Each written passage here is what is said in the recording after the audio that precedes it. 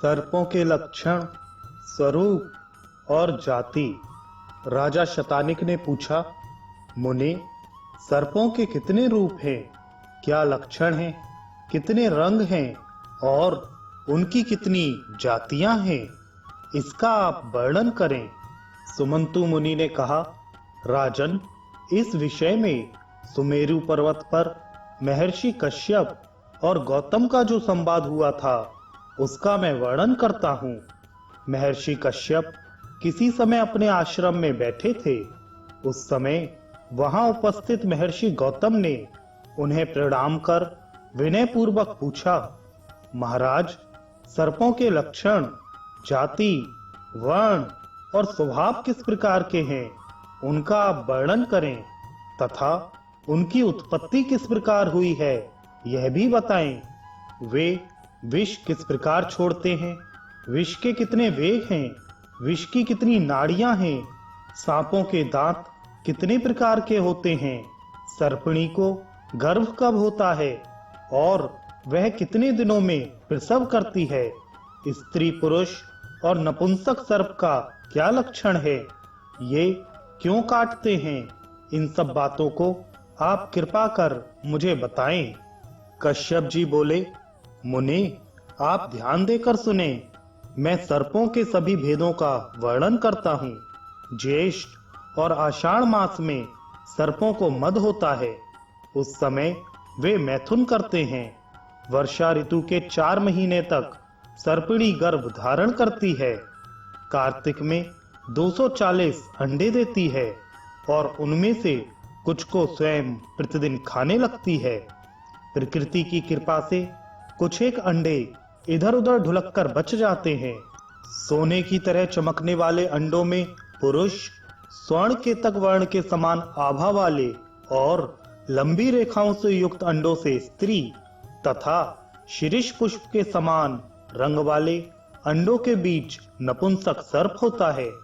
उन अंडों को सर्पणी 6 महीने तक सेती है। अनंतर अंडों के फूटने पर उनसे सर्प निकलते हैं और वे बच्चे अपनी माता से स्नेह करते हैं। अंडे के बाहर निकलने के 7 दिन में बच्चों का कृष्ण वर्ण हो जाता है। सर्प की आयु 120 वर्ष की होती है और इनकी मृत्यु 8 प्रकार से होती है। मोर से, मनुष्य से, चकोर पक्षी से, बिल्ली से, नकुल से, शूकर से, वृश्चिक से और गौ, भैंस, घोड़े, ऊंट आदि पशुओं के खुरों से दब जाने पर। इनसे बचने पर सर्प 120 वर्ष तक जीवित रहते हैं। 7 दिन के बाद दांत उगते हैं और 21 दिन में विष हो जाता है।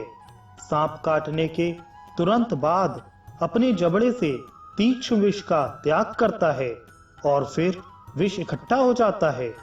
सर्पणी के साथ घूमने वाला सर्प बाल सर्प कहा जाता है। 25 दिन में वह बच्चा भी विष के द्वारा दूसरे प्राणियों के प्राण हरने में समर्थ हो जाता है। 6 महीने में कैंचुल का त्याग करता है। सांप के 240 पैर होते हैं, परंतु वे पैर गाय के रोए के समान बहुत सूक्ष्म होते हैं, इसलिए दिखाई नहीं देते। चलने के समय निकल आते हैं और अन्य समय भीतर प्रविष्ट हो जाते हैं। उनके शरीर में 220 उंगलियां और 220 संधियां होती हैं। अपने समय के बिना जो सर्प उत्पन्न होते हैं उनमें कम विष रहता है और वे 75 वर्ष से अधिक जीते भी नहीं। जिस सांप के दांत लाल, पीले एवं सफेद हों और विष का वेग भी मंद हो, वे अल्पायु और बहुत डरपोक होते हैं। सांप को 1 मुंह, 2 जीभ, 32 दांत और विष से भरी हुई 4 दाढ़ें होती हैं। उन दाढ़ों के नाम मकरी, कराली, कालरात्रि और यमदूती हैं। इनके क्रमशः ब्रह्मा, विष्णु, रुद्र और यम ये 4 देवता हैं। यमदूती नाम की दाढ़ सबसे छोटी होती है। इससे सांप जिसे काटता है वह तत्क्षण मर जाता है। इस पर मंत्र, तंत्र, औषधि आदि का भी कुछ असर नहीं होता।